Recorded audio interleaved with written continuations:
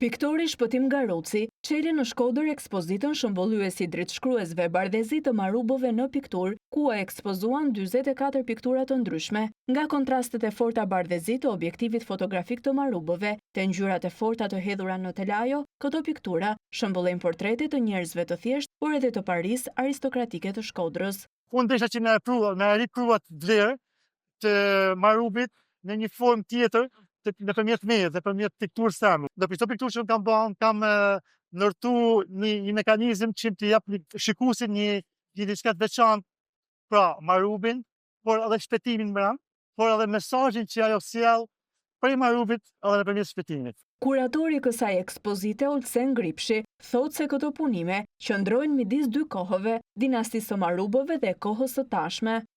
Një imazh i cili përvijon, do të thoja, traditën e pikturës shkodrane, të një fryme krejt veçantë.